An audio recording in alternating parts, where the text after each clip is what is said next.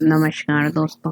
आज मैं पुत्रदा एकादशी व्रत कथा लेकर के आई हूँ। कथा को अंत तक जरूर सुनिएगा। भद्रावती नामक नगरी में सुकेतुमान नाम का एक राजा राज्य करता था। उसके कोई पुत्र नहीं था। उसकी स्त्री का नाम शैव्या था। वह निपुत्री होने के कारण सदैव चिंतित रहा करती थी। राजा के पितर भी रो रो कर पिंड लिया करते थे और उस सोचा करते थे कि इसके बाद हमको कौन पिंड देगा।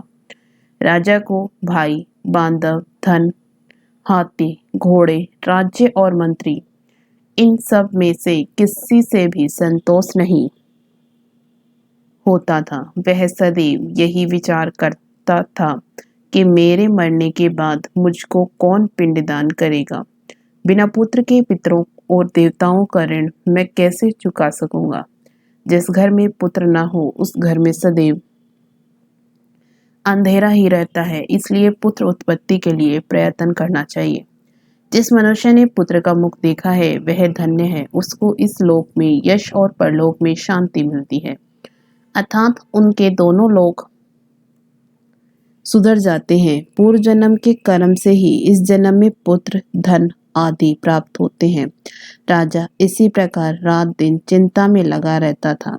एक समय तो राजा ने अपने शरीर को त्याग देने का निश्चय किया, परंतु आत्मघात को महान पाप समझकर उसने ऐसा नहीं किया। एक दिन राजा ऐसा ही विचार करता हुआ अपने घोड़े पर चढ़कर वन को चल दिया तथा पक्षियों और वृक्षों को देखने लगा। उसने देखा कि वन में मृग, व्याघ्र, सुअर, सिंह, बंदर, सर्प आदि सब भ्रमण कर रहे हैं। हाथी अपने बच्चों और हथिनियों के बीच घूम रहा है। इस वन में कहीं तो गीदड़ और कर्कश स्वर में बोल रहे हैं, कहीं उल्लू ध्वनि कर रहे हैं। वन के दृश्यों को देखकर राजा सोच विचार में लग गया। इसी प्रकार आधा दिन बीत गया। वह सोचने लगा कि मैंने कई यज्ञ किए, ब्राह्मणों को स्वादिष्ट भोजन से तृप्त किया, फिर भी मुझको दुख प्राप्त हुआ क्यों?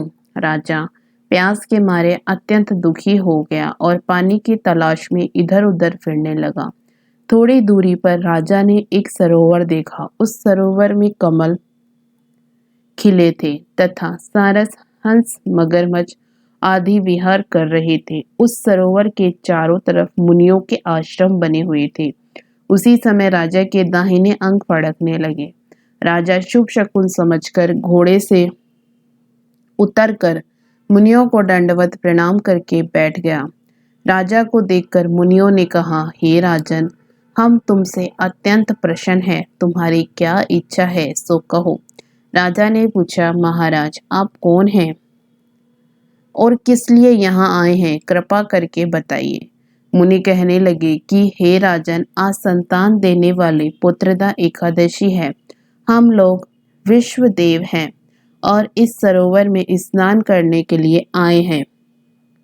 यह सुनकर राजा कहने लगा कि महाराज, मेरे भी कोई संतान नहीं है। यदि आप मुझ पर प्रसन्न हैं तो एक पुत्र का वरदान दीजिए।